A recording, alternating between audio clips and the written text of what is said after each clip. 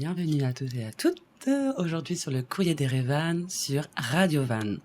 Aujourd'hui, j'ai l'immense honneur de rencontrer Elodie Gavrilov, qui est arménienne et originaire de Turquie. Bonjour Elodie. Bonjour. Elodie, vous êtes une talentueuse doctorante en histoire contemporaine au CERSEC, associée à l'Institut français d'études anatoliennes d'Istanbul, et vos recherches portent sur les écoles arméniennes en Turquie et en Arménie soviétique entre 1919 et 1939. Ça impressionne. Aujourd'hui, vous êtes enseignante à l'école française en Arménie, avec, j'imagine, une politique éducative française. Oui. Vous êtes alors votre propre sujet d'étude, si je me trompe. Et j'ai trouvé que c'était un sujet extrêmement intéressant, rare. Alors voilà, aujourd'hui, j'avais envie de vous découvrir et aussi découvrir votre thèse et votre parcours et de savoir un peu plus comment se passe votre vie à Erevan. Alors oui, déjà merci de l'invitation. Je suis ravie d'être là et c'est vrai en plus il fait beau et c'est des conditions qui sont assez idéales, donc c'est très chouette, merci. Et donc je m'appelle Elodie Gavrilov et je suis effectivement en dernière année de thèse à l'EHESS et je suis associée aussi à l'Institut français d'études anatoliennes d'Istanbul. Et donc je travaille sur les écoles arméniennes en Turquie, en Arménie soviétique, dans l'entre-deux-guerres, et effectivement j'enseigne à côté de ça depuis une dizaine d'années. Donc ce qui m'a amené vers l'enseignement, c'est alors j'ai commencé à enseigner avant de commencer ma thèse. Et c'est un peu le parcours assez classique des étudiants en histoire qui se dirigent après un master recherche vers l'enseignement.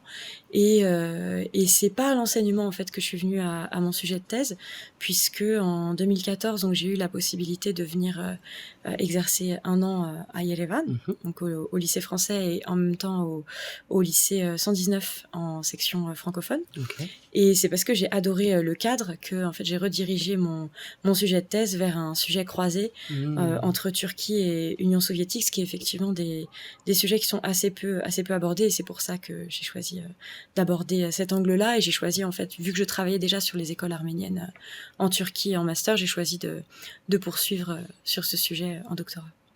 Merci. Et est-ce que brièvement, vous pouvez un peu nous expliquer de quoi ça traite, les écoles, parce que ça paraît un peu vague, les écoles arméniennes en Turquie et pendant la période soviétique aussi en Arménie.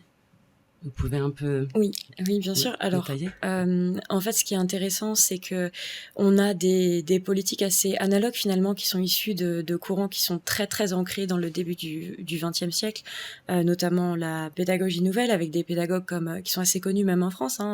C'est les Saint-Freinet, John Dewey ou Adolphe Ferrière, qui en fait ont inspiré les pédagogues soviétiques et turcs pour construire les nouveaux mondes scolaires à la fin de la Première Guerre mondiale.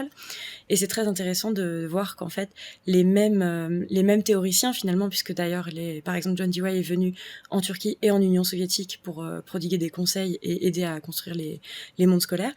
C'est très intéressant en fait de voir que les mêmes théoriciens et des théories assez analogues finalement ont donné des résultats qui sont très très différents. Et en fait à ce titre ici les Arméniens apparaissent comme un laboratoire en fait sur les études des minorités et des nationalités, en contexte du coup dans le cadre d'une étude comparatiste et transdisciplinaire. Et ma question c'est, selon vous, est-ce que les écoles contemporaines arméniennes sont un peu l'héritage de cette période que l'on connaît peu ou pas du tout? Alors absolument oui, en fait ce qui est très très intéressant, c'est que les cadres en fait notamment identitaires pour les Arméniens se construisent beaucoup dans les années 20 et 1930. Je prends par exemple l'exemple de l'histoire qui est toute une partie de ma thèse de doctorat. En fait les récits qui sont faits du roman national arménien et l'histoire arménienne en fait viennent s'insérer dans des récits qui ne sont plus aux mains des Arméniens, puisque les autorités sont soviétiques, donc russes en URSS et turques en Turquie, donc il n'y a plus vraiment de cours d'histoire arménienne. Et en fait c'est hyper intéressant de voir que c'est à ce moment-là en fait qu'on a des ancrages différents qui vont être faits dans le récit historique, qui percolent jusqu'à nos jours et qui permettent de construire des communautés arméniennes plurielles en fait, avec des pivots en fait dans l'histoire arménienne qui ne sont pas les mêmes suivant les endroits où on se place. Je pense par exemple à les références qui vont être souvent appelées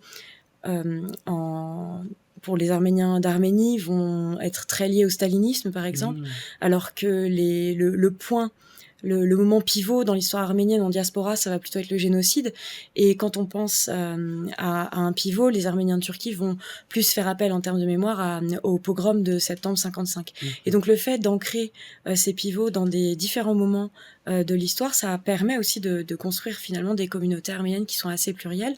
Il y a aussi la langue qui a beaucoup servi à ce moment-là, avec par exemple une réforme de l'orthographe dans les années 20 par les soviétiques, qui fait qu'encore aujourd'hui il y a des mots qui s'écrivent différemment, même quand ce sont les mêmes mots, parce que bon, l'arménien occidental et l'arménien oriental c'est deux langues, mais évidemment il y a des mots qui se retrouvent dans les deux langues, et parfois on retrouve le même mot avec une orthographe différente, et ça découle directement des réformes qui ont été mises en œuvre par les soviétiques dans les années 1920 et 1930.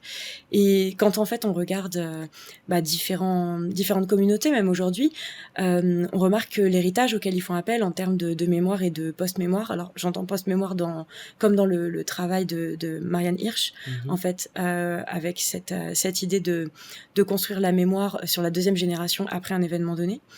En fait, ce qu'on voit, c'est que même les générations actuelles et même dans notre quotidien à nous, quand on a deux Arméniens de différentes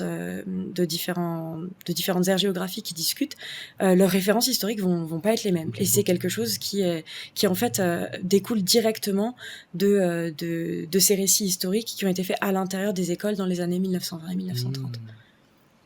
Et vous êtes arménienne de Turquie. Est-ce que vous pouvez un peu plus nous raconter ? Être arménien en Turquie, je sais qu'il y a énormément, il y a un imaginaire, un truc assez mystérieux autour des Arméniens de Turquie, parce que c'est des gens qui parlent peu, même s'il y a toute une littérature qui existe sur les Arméniens de Turquie. Je pense notamment aux ouvrages de Talin Sucian ou Lernaik Mekcioglu, qui ont été publiés à la fin des années 2010, qui sont hyper intéressants sur la question et qui éclairent pas mal sur le devenir des Arméniens de Turquie dans une société post-génocide.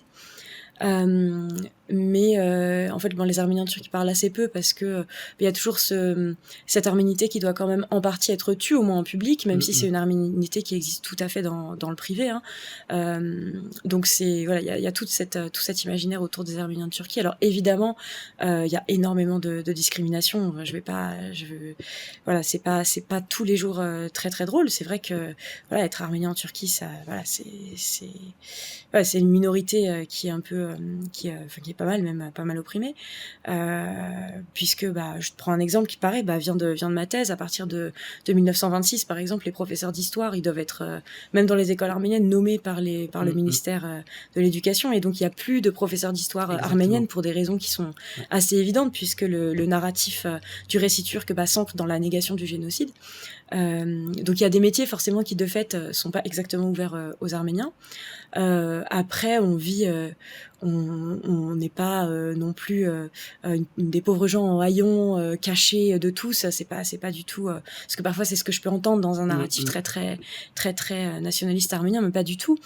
Mais c'est vrai que moi je me souviens par exemple quand je vivais en Turquie, il y avait quelque chose qui me choquait beaucoup, c'était le fait que j'étais toujours ramenée à mon arménité. C'est-à-dire que des gens ne voulaient pas me parler parce que j'étais arménienne, ou au contraire des gens voulaient absolument être mon amie parce que j'étais arménienne, et c'était quelque chose auquel j'étais pas forcément habituée en France, même si j'avais pu entendre des trucs pas très drôles parfois.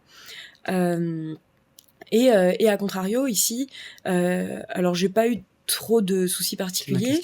Alors, j'ai pas eu vraiment de soucis ici, à part dans certains cas, parce que les imbéciles, il y en a partout.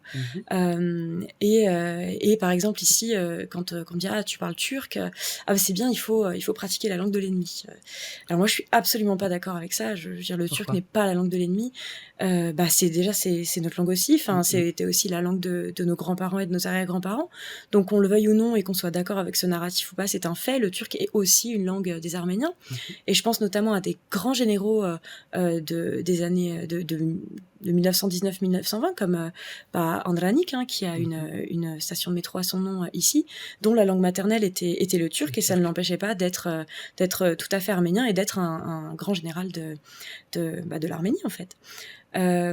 Donc voilà, du coup il y a des choses parfois qui sont un peu étranges, même si c'est des remarques qu'on comprend et qui résultent en fait des cadres dans lesquels les gens ont évolué, notamment tout au long du XXe siècle. Et c'est je pense notamment à l'enseignement de l'histoire arménienne qui a pu être fait quasiment que en diaspora, à partir des années 1920, puisque ici c'était plus possible, et en Turquie là on n'en parle pas.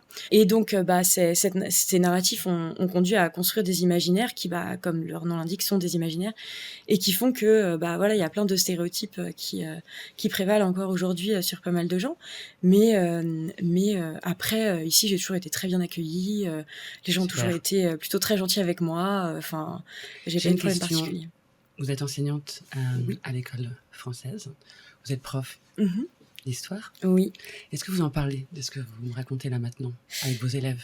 Alors oui, j'en parle parce que je me cache pas du fait que je vienne de Turquie, parce que bon, les élèves ils comprennent très vite, puis la première chose qu'ils font en septembre généralement, c'est googler le nom de leur prof, donc ils s'en rendent compte assez vite. Donc je réponds à leurs questions, moi ça me pose aucun problème.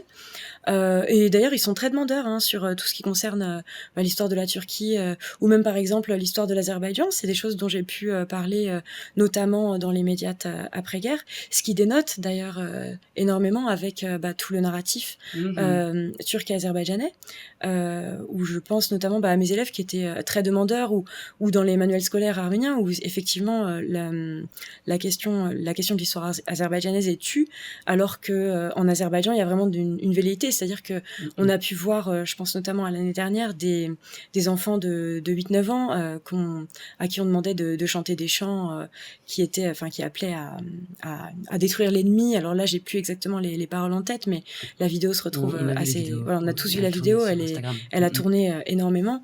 Ça, c'est des choses que, voilà, quoi qu'on en dise, on peut reprocher aux Arméniens un certain nationalisme ou ce genre de choses, mais ça c'est des choses qu'on ne verrait absolument jamais dans une école arménienne. Ça n'arriverait pas. Il n'y a pas de l'Azerbaïdjan est plutôt un impensé dans les programmes d'histoire arménien, mais il n'y a pas de véhémence. On n'essaie pas de faire des enfants des petits soldats haineux envers l'Azerbaïdjan. Mais c'est intéressant quand vous parlez de impensé. Comme vous le savez, j'ai fait beaucoup d'art-thérapie avec les soldats. Et c'est quelque chose que j'ai remarqué aussi dans les dessins, et j'en parle. Il n'y a rien qui parle de l'Azérie, il n'y a pas de scène, rien. Ils sont inexistants, des dessins. C'est quelque chose qui m'avait aussi marqué. Voilà, alors que au contraire, par contre, si on va en Azerbaïdjan ou alors en Turquie moins, parce que tout l'héritage arménien a été effacé. Ça a été c'est ce que Tallinn Sulcian appelle l'habitus négationniste dans son ouvrage. En fait, il y a toute une politique en fait d'ingénierie, moi ce que j'appelle dans ma thèse l'ingénierie démographique du passé, qui consiste en fait à taire l'héritage arménien de façon à en fait ancrer, à historiciser en fait les frontières du traité de Lausanne de la Turquie, qui sont les frontières actuelles, qui datent de juillet 1923. Et on a vu notamment ces politiques être mises en œuvre par des politiques du nom, avec une turcisation des noms de villes qui en fait permettent par le nom de dire non, ce village a toujours été turc. Et c'est d'ailleurs très intéressant comme catégorie de pensée, parce que c'est quelque chose qu'on a beaucoup retrouvé par exemple sur les dernières années entre l'Arménie et l'Azerbaïdjan, avec la question par exemple Chouchi, Choucha ou Stepanakert, Hankendi, alors que c'était des catégories qui étaient complètement impensées au 19e siècle, et les Arméniens comme les Turcs utilisaient les deux noms de manière complètement indépendante. D'ailleurs, si on prend, il y a toute une série de cartes qui sont disponibles sur le site de la British Library, où on trouve, donc c'est des cartes qui sont en arménien, qui sont en russe, qui sont en azéri, enfin qui sont vraiment tout un tas de cartes, et on utilise très indifféremment Chouchi, Choucha, Stepanakert, Khankendi, et on trouve des cartes en arménien avec Khankendi et des cartes en russe avec écrit Choucha. Enfin, c'était vraiment pas c'était une non-question en fait au 19e siècle, et dans le récit même nationaliste arménien au 19e siècle, c'était aussi pas une question. Sans transition, une question plus légère. Comment vous sentez-vous en tant qu'enseignante à l'école en ce moment? Ça fait déjà 1 an ou 2. Voilà, comment ça se passe pour vous et quel est aussi votre point de vue sur l'éducation, la scolarité et les écoles arméniennes?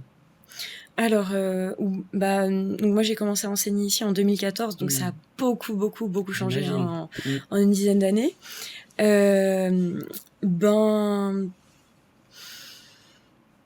Alors moi j'ai la chance, alors déjà une chose, j'enseigne dans un établissement privé à Yerevan, donc c'est quand même des questions qui sont quand même très différentes que par exemple une petite école frontalière publique dans un village du Tavouche. C'est quand même des problématiques qui sont très différentes. J'ai des élèves qui viennent plutôt de catégories sociales assez favorisées, même si on a aussi des élèves boursiers. Et quand j'ai été au lycée 119, pareil, ça reste un lycée de Yerevan. C'était une section francophone, donc qui implique quand même des catégories sociales qui font aussi partie plutôt des gens les plus favorisés. Donc pour ce qui est de ces catégories-là, évidemment, c'est sûr que c'est plutôt très facile. On va pas, mais à mon sens, c'est pas la facilité d'enseigner en Arménie, en tout cas dans mon cas, et pas à mettre sur une plus grande facilité d'enseigner en Arménie qu'en France, mais plutôt à mettre sur le compte du fait que j'étais dans des établissements qui étaient quand même très favorisés. Donc c'est sûr que c'était des choses qui étaient très différentes. Après, il y a des cadres qui sont très différents et ça donne des choses qui sont parfois un petit peu rigolotes. Je pense notamment au contact physique avec les élèves, c'est-à-dire que moi la première fois qu'un élève m'a fait un câlin, vraiment j'étais pétrifiée. Je me suis dit mais qu'est-ce qu'il fait, au secours? C'est pas quelque chose qu'on peut voir très régulièrement en France, par exemple. Pas vraiment de câlin, non, non, pas trop, pas vraiment. Donc c'est vrai que j'étais un peu étonnée, mais bon, voilà, il y a des choses qui sont plus faciles à gérer en France, des choses qui sont plus faciles à gérer ici, mais d'une manière générale, les enfants ça reste des enfants, et bon, les ados restent des ados, quoi. Ils sont en pleine construction, ils vivent avec leur trop plein d'émotions, leur manière de travailler, leur manière de penser le monde, que moi je trouve toujours hyper intéressante. J'ai une autre question, Élodie. J'ai une phrase qui paraît un peu plate, mais pas tant, vous allez me l'expliquer. L'éducation, elle est particulièrement appréciée en Arménie. Pourquoi? On rentre dans des catégories qui datent aussi du 19e siècle, en fait. Les Arméniens ont été une communauté, notamment dans l'Empire ottoman, mais aussi dans l'Empire russe, qui a très vite compris l'importance de l'école. En fait, les mouvements nationalistes arméniens se sont construits notamment à l'école dès la deuxième moitié du 19e siècle. Et donc, d'une manière générale, les Arméniens étaient une communauté qui était un peu plus scolarisée que les autres, et on trouvait des écoles arméniennes, même dans les petits villages les plus reculés, à côté des églises. Et donc, l'éducation a toujours fait partie de ces masses de granit, en fait, très importantes, à la fois en termes identitaires, mais en termes de construction de l'État, de citoyenneté. Et c'est pour ça que encore aujourd'hui, ça reste quelque chose de très important. Oui, c'est vrai que moi, ça m'a assez frappée quand je suis arrivée en Arménie. Ils finissent l'école assez tôt, et ensuite, il y a tous les cours de piano, de danse, de théâtre, de peinture, d'écriture, et ça touche toutes les classes sociales. Oui. C'est quelque chose que je trouve aussi... Alors moi, je trouve que parfois, ça fait un peu beaucoup pour ces pauvres enfants, quand même. Ils ont un peu des emplois du temps de ministre à l'âge de 8 ans, c'est quand même beaucoup. Mais et puis la licence qui est importante aussi, notamment chez les femmes. Il faut faire une licence aussi.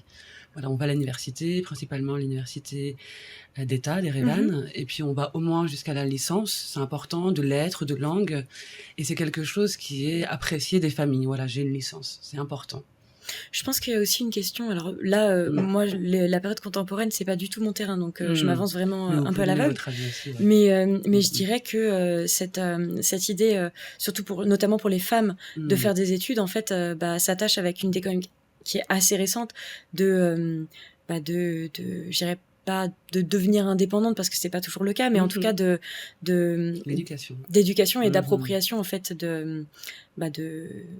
de toutes ces questions liées au féminisme aussi. Alors, évidemment, le féminisme n'est peut-être pas forcément pensé de la même manière qu'en Europe, donc il faut faire bien attention aux mots, et je dis féminisme bien en contexte arménien, mais ça participe de cette autonomisation, en fait, des femmes par rapport à leur famille. Je pense que ça doit être un mouvement assez récent, d'ailleurs, mais je ne mettrai pas ma main à couper parce que je ne connais pas bien. Comment vous vous sentez actuellement en Arménie, Elodie ? Ça va, comme vous l'avez dit, il fait beau, c'est sympa. Alors hier, c'était la fête de Vartavar, Oui. la fête de l'eau. J'ai le sentiment que Erevan, en tout cas, est un peu plus apaisé après ces 3 dernières années. Est-ce que vous ressentez ça aussi, vous ? Alors c'est l'été, la chaleur peut-être, mais... Apaisé, oui peut-être. Alors je sais pas si ce qui nous donne l'impression que c'est apaisé, c'est aussi le fait qu'il y ait énormément de gens qui viennent de l'extérieur. J'avoue, parce qu'on sait qu'à partir de juin à septembre, Ouais. Principalement la diaspora du monde entier revient en vacances, visiter la famille ou pas. Oui, c'est vrai qu'il y a énormément Et de monde en énormément ce le moment. tourisme aussi augmente. Mais d'ailleurs, sur les 6 premiers mois, on a battu le record du nombre de touristes. Je sais plus, c'est 1,2 million, je crois. Faudrait retrouver les chiffres. Mais et on peut le paysage rural à Erevan, on le voit, il y a une plus grande mixité, il y a beaucoup plus d'étrangers du monde entier. Oui. Mais c'est chouette. Ah oui, moi je trouve ça très chouette. Et je pense que c'est vraiment très bien, ne serait-ce que pour l'économie du pays, mais aussi parce que je pense que ça fait un peu de bien à tout le monde de voir un peu des gens du monde entier. Et personnellement, je trouve ça très chouette. Merci. En tout cas, Elodie, je trouve que vous êtes une femme talentueuse, intelligente. Merci. Et aussi, votre différence est essentielle aussi, je trouve, à Erevan. Ce que vous avez fait, c'est assez courageux et à la fois assez original, mais comme vous. Merci, c'est gentil. De rien. Bonne journée. Merci, bonne journée à vous aussi. Au revoir. Au revoir.